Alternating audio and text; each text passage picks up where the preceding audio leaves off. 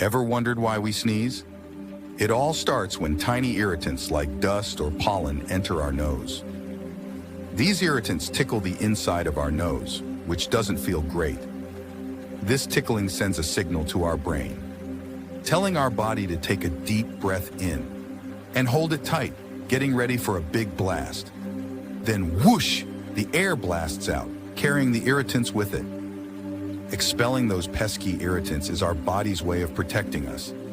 And just like that, we can breathe easily again. So sneezing is our body's natural defense mechanism.